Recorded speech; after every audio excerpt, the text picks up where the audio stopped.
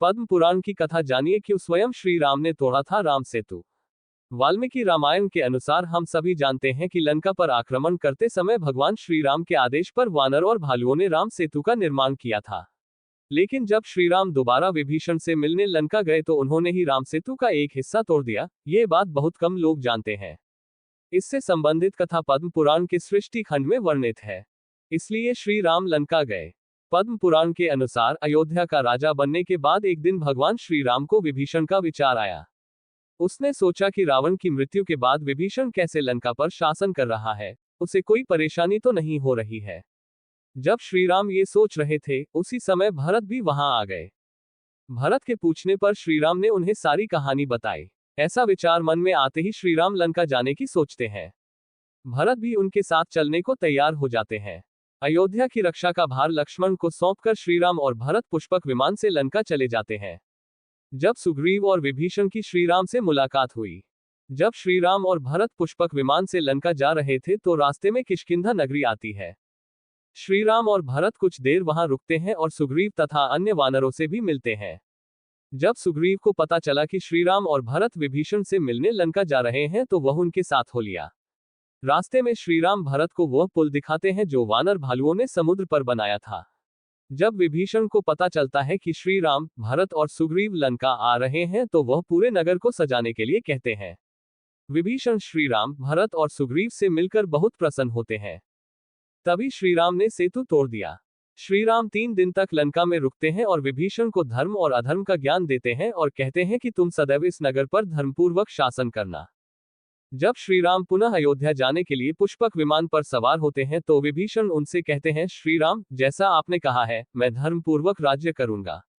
लेकिन उस स्थिति में मुझे क्या करना चाहिए जब इस पुल के जरिए इंसान यहां आकर मुझे परेशान करेंगे। विभीषण के ऐसा कहने पर श्रीराम ने अपने बाणों से पुल के 2 टुकड़े कर दिए। फिर उसने उसे 3 भागों में विभाजित कर दिया और बीच के भाग को अपने बाणों से तोड़ दिया। इस तरह श्रीराम ने स्वयं राम सेतु को तोड़ दिया। कूर्म जयंती भगवान विष्णु के कूर्म अवतार की कथा। वैशाख मास की पूर्णिमा को कूर्म जयंती का त्योहार मनाया जाता है। धर्म ग्रंथों के अनुसार इसी दिन भगवान विष्णु ने कूर्म कछुआ अवतार लेकर समुद्र मंथन में सहायता की थी। भगवान विष्णु के कूर्म अवतार को कच्छप अवतार भी कहा जाता है। कूर्मावतार भगवान के प्रसिद्ध 10 अवतारों में दूसरा और 24 अवतारों में 11वां अवतार है। कूर्म अवतार की कथा। एक समय की बात है, महर्षि दुर्वासा देवराज इंद्र से मिलने स्वर्ग गए। उस समय देवताओं द्वारा पूजित इंद्र ऐरावत हाथी पर सवार होकर कहीं जाने को तैयार थे। उन्हें देखकर महर्षि दुर्वासा प्रसन्न हो गए और उन्होंने विनम्रतापूर्वक देवराज को पारिजात पुष्पों की एक माला भेंट की। देवराज ने माला स्वीकार कर ली, लेकिन उसे स्वयं पहनने के बजाय उन्होंने इसे ऐरावत के सिर पर डाल दिया और जाने के लिए तैयार हो गए।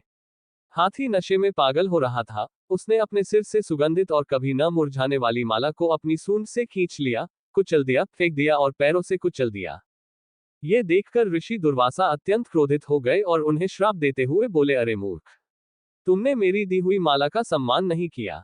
तुम मेरा अपमान करते हो क्योंकि तुम त्रिभुवन की राजसी लक्ष्मी से संपन्न हो। इसलिए जाओ, आज से तीनों लोकों की लक्ष्मी नष्ट हो जाएगी और तुम्हारा यह वैभव भी व्यर्थ हो जाएगा। इतना कहकर दुर्वासा ऋषि शीघ्रता से वहां से चले गए। श्राप के प्रभाव से इंद्र आदि सभी देवता और तीनों लोकों की मृत्यु हो गई। ईश्वर विहीन हो गया। ये स्थिति देखकर इंद्रादि देवता बहुत दुखी हुए। महर्षि का श्राप अमोघ था, उन्हें प्रसन्न करने की सारी प्रार्थनाएं भी विफल हो गईं। तब असहाय, निराश्रित और दुखी देवता, ऋषि, मुनि आदि सभी प्रजापति ब्रह्मा जी के पास गए।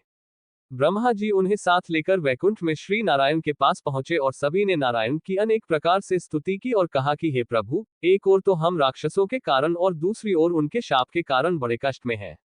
महर्षि, हम भी असहाय हो गए हैं। आप शरणार्थियों के रक्षक हैं, इस महान कष्ट से हमारी रक्षा करें।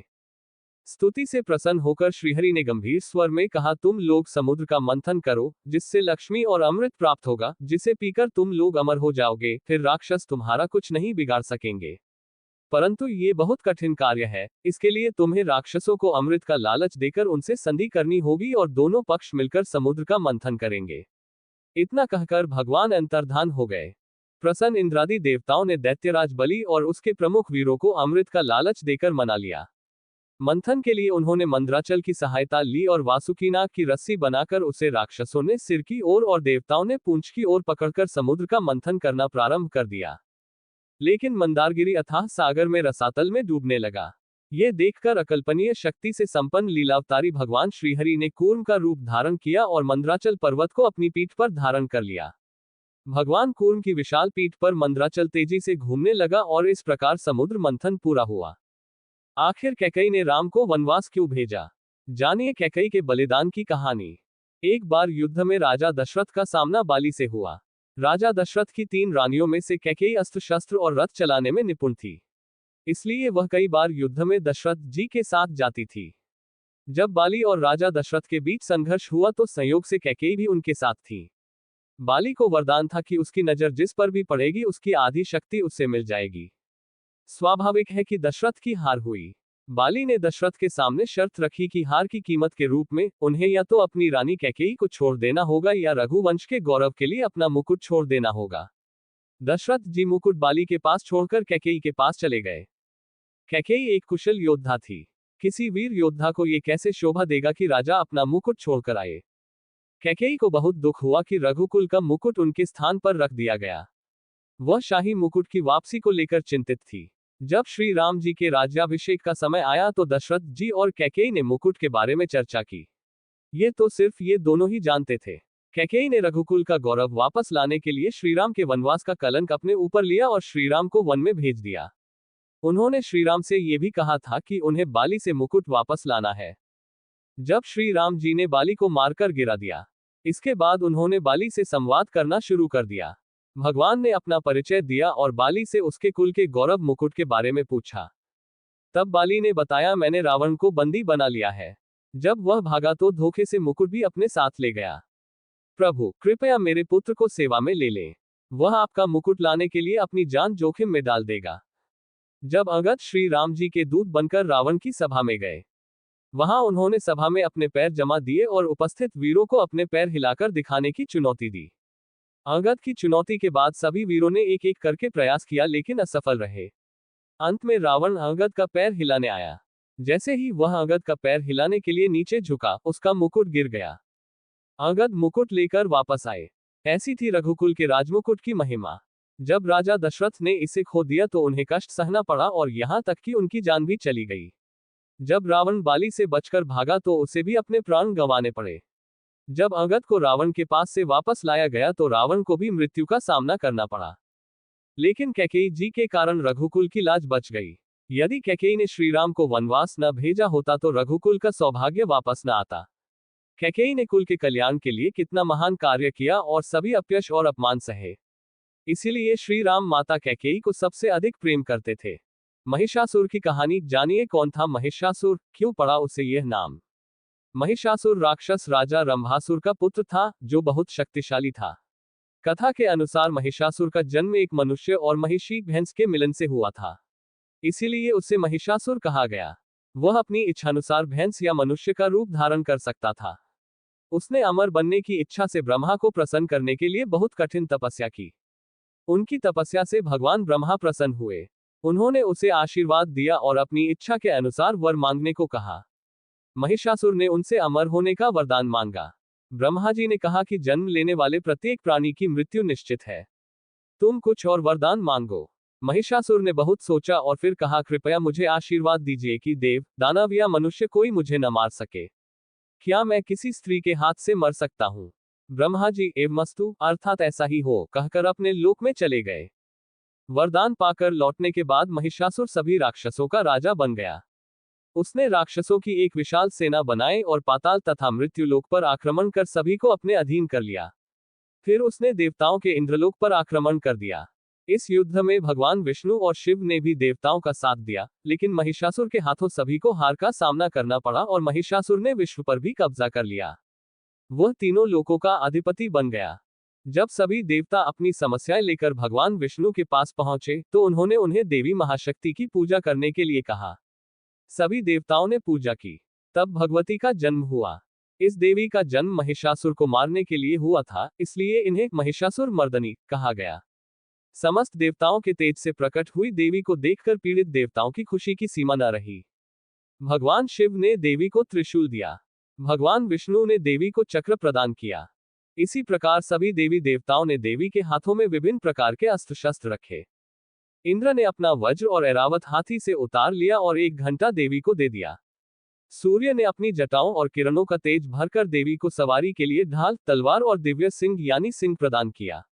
विश्वकर्मा ने उसे कई अभेद्य कवच और हथियार दिए और महिषासुर मर्दनी को सभी प्रकार के बड़े और छोटे हथियारों से सजाया। अब युद्ध की बारी थी। कुछ देर बाद महिषासुर ने देखा कि अनेक भुजाओं वाली तथा अस्त्र शस्त्रों से सुसज्जित एक विशाल एवं सुंदर स्त्री सिंह पर बैठकर उसकी ओर आ रही है। महिषासुर की सेना का सेनापति आगे आया और देवी से युद्ध करने लगा। उदग्र नाम का एक महान राक्षस भी 60,000 राक्षसों के साथ इस युद्ध में कूद पड़ा। महानो नामक राक्षस 1 करोड़ सैनिकों के साथ, अशिलोमा राक्षस 5 करोड़ सैनिकों के साथ और वास्कल नामक राक्षस 60 लाख सैनिकों के साथ युद्ध में कूद पड़ा। सभी देवता इस महान युद्ध को बड़ी उत्सुकता से देख रहे थे। देवी के सामने राक्षसों के सभी अचूक हथियार बौने साबित हो रहे थे। रणचंडिका देवी ने अपनी तलवार के एक ही वार से सैकड़ों राक्षसों का वध कर दिया और महिषासुर को राक्षसों की पूरी सेना सहित मार डाला। ऋषि दुर्वासा और कल्पवृक्ष की कहानी। एक बार जब ऋषि दुर्वासा अपने 60,000 शिष्यों के साथ श्री रामचंद्र जी के दर्शन के लिए अयोध्या जा रहे थे, तब रास्ते में जाते समय दुर्वासा को विचार आया कि ये तो भगवान विष्णु ही हैं जो मनुष्य के रूप में संसार में अवतरित हुए हैं। ये तो मैं जानता हूं, लेकिन आज मैं दुनिया वालों को उसकी मर्दानगी दिखा दूंगा। मन में यह विचार लेकर वे अयोध्या आए और नगर में प्रवेश कर सबको साथ लेकर भगवान के भवन के 8 चौकों को पार करके सबसे पहले सीता जी के भवन पर पहुंचे। तब दुर्वासा को अपने शिष्यों सहित सीता जी के द्वार पर उपस्थित देखकर पहरेदारों ने शीघ्र दौड़कर श्री रामचंद्र जी को इसकी सूचना दी। ये सुनकर भगवान राम ऋषि दुर्वासा के पास आए और सबको प्रणाम कर बड़े आदर सत्कार के साथ भवन के अंदर ले गए और बैठने के लिए सुंदर आसन दिए। तब आसन पर बैठते ही दुर्वासा ने श्री रामचंद्र जी से मीठे शब्दों में कहा कि आज मेरा 1000 वर्ष का व्रत पूरा हो गया है, अतः आप मुझे अपने शिष्यों सहित भोजन कराइए और इसके लिए मैं आपको केवल एक शुभ मुहूर्त दे रहा हूँ। ये भी जान ले कि मेरा ये भोजन जल, दूध तथा अग्नि की सहायता से नहीं परोसा जाएगा। केवल एक शुभ मुहूर्त में ही मुझे विभिन्न प्रकार के व्यंजनों से युक्त इच्छानुसार भोजन प्राप्त हो सकता है। इसके अलावा यदि तुम अपने पारिवारिक जीवन की रक्षा करना चाहते हो तो शिव की पूजा के निमित्त मेरे लिए ऐसे पुष्प ले आओ जैसे यहाँ अब तक किसी ने न देखे हो। यदि ये तुमसे न हो सके तो साफ कह दो कि मैं इसमें असमर्थ हूँ, मुझे जाना चाहिए। तब मुनि के ये वचन सुनकर श्री रामचंद्र जी ने मुस्कुराते हुए कहा, प्रभो, मैं आपकी ये सभी आज्ञाएं स्वीकार करता हूँ। तब राम की बात सुनकर दुर्वासा प्रसन्न हो गए और बोले, मैं सरयू में स्नान करके तुरंत तुम्हारे पास आऊंगा, तुम जल्दी करो। अपने भाइयों तथा सीता से कहो कि वे शीघ्र ही हमारे लिए सारी सामग्री प्रस्तुत करें। रामचंद्र जी ने कहा, ठीक है, तुम जाकर स्नान कर लो। दुर्वासा जी स्नान करने चले गए। राम चिंतित हो गए। लक्ष्मण, उनके भाई, जानकी तथा अन्य सभी लोग व्याकुल हो गए और कातर दृष्टि से राम की ओर देखने लगे कि ऋषि ने ये सब अद्भुत वस्तुएं मांगी हैं। इसके लिए देखें भगवान अब क्या करता है, क्योंकि अग्नि, जल और गाय के बिना वे उन्हें भोजन कैसे उपलब्ध करा सकेंगे। तब रामचंद्र जी ने लक्ष्मण जी से एक पत्र लिखवाया। फिर उन्होंने उस पत्र को अपने बाण में बांधा, धनुष पर चढ़ाया और छोड़ दिया। वह बाण वायु के वेग से उड़कर अमरावती में इंद्र की सुधर्मा नामक सभा में जाकर उनके सामने गिर पड़ा। उस बाण को देखकर इंद्र चिंतित हो गए कि यह किसका बाण है। फिर जब मैंने उसे उठाया तो देखा कि उस पर राम का नाम लिखा हुआ था। फिर उसने उसमें बंद पत्र खोलकर पढ़ा। पत्र खुलते ही तीर फिर वहां से उड़कर राम के तरकश में घुस गया। उधर इंद्र ने वह पत्र सभा में बैठे सभी देवताओं को सुनाया। उसमें लिखा था, इंद्र, स्वर्ग में खुश रहो, मैं हमेशा आपको याद करूंगा, लेकिन मैं तुम्हें एक आदेश दे रहा हूं। आज मेरे यहाँ 1000 वर्ष के भूखे ऋषि दुर्वासा अपने 60,000 शिष्यों के साथ आए हैं। वे ऐसा भोजन चाहते हैं जो गाय, जल या अग्नि द्वारा न पकाया गया हो। इसके साथ ही उन्होंने शिव की पूजा के लिए ऐसे फूल भी मांगे हैं जो अब तक इंसानों ने नहीं देखे हो। मैंने उनकी मांग मान ली है। वे सरयू में स्नान करने गए हैं, अतः आप शीघ्र ही क्षीरसागर से निकले हुए कल्पवृक्ष तथा पारिजात को एक क्षण में मेरे पास भेज दें। इसके लिए रावण का विनाश करने वाले मेरे बाणों की प्रतीक्षा न करें। ये पत्र देवताओं को सुनाकर इंद्रदेव तुरंत उठे और देवताओं सहित कल्पवृक्ष तथा पारिजात को विमान में लेकर अयोध्या पहुंचे। लक्ष्मण जी ने इंद्र का स्वागत किया। इंद्र राम के पास पहुंचे और राम को पारिजात और कल्पवृक्ष अर्पित किया। इसी बीच दुर्वासा ने सरयू तट से अपने एक शिष्य को राम के पास भेजा और कहा कि वह जाकर देखे कि इस समय राम क्या कर रहे हैं। मैंने जो ऑर्डर दिया है उसके मुताबिक अभी तक कोई खाना बना है या नहीं? क्या आप अभी भी चिंतित हैं या आप कुछ कर रहे हैं? यदि आप मेरे आदेश के अनुसार व्यंजन प्रस्तुत कर रहे हैं, तो अब तक कितनी सामग्री तैयार की गई है? ये सब छुपकर देखने के बाद मेरे पास आओ। तब जो आज्ञा कहकर शिष्य राम के घर आया। देखा जाए तो राम कल्पवृक्ष और पारिजात के साथ देवताओं की मंडली में विराजमान है।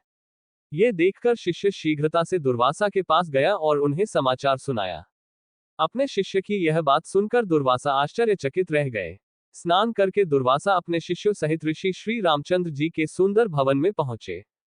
दुर्वासा जी को आते देख देवताओं सहित राम ने उठकर उन्हें और उनके सभी शिष्यों को बड़े आदर के साथ प्रणाम किया और उन्हें उत्तम आसन पर बिठाया और सीता तथा लक्ष्मण आदि के साथ उनकी पूजा की। फिर जो पुष्प मनुष्यों ने आज तक नहीं देखे थे, अब राम ने शिव की पूजा के लिए दुर्वासा को पारिजात के फूल भेंट किए। उन फूलों को देखकर ऋषि दुर्वासा एक बार तो आश्चर्यचकित हुए, लेकिन चुपचाप उन्हें स्वीकार कर लिया और उन फूलों से भगवान शिव और अन्य देवताओं की पूजा की। तब उसी क्षण श्री रामचंद्र जी ने लक्ष्मण और सीता आदि को सारा भोजन परोसने की आज्ञा दी। तब सीता ने दिव्य आभूषणों से सुसज्जित होकर कल्पवृक्ष और पारिजात की पूजा की। अनेक पात्र लाकर उनके नीचे रखे और प्रार्थना करते हुए इस प्रकार कहा, हे क्षीरसागर से उत्पन्न तथा देवताओं की इच्छा पूर्ण करने वाले कल्पवृक्ष, कृपया दुर्वासा को संतुष्ट करें जो आज अपने शिष्यों सहित हमारे यहाँ आए हैं। तब सीता के ऐसा कहते ही कल्पवृक्ष ने क्षण भर में वहां रखे करोड़ों बर्तनों को नाना प्रकार की खाद्य सामग्री से भर दिया। तब सीता ने उर्मिला के साथ उन सभी अनाजों को सोने के बर्तनों में रखा और दुर्वासा को परोस दिया। तब रामचंद्र के अनुरोध पर दुर्वासा ने अपने शिष्यों सहित बड़े प्रेम से वह सारा भोजन खा लिया। फिर हाथ मुंह धोकर तांबूल और दक्षिणा ली।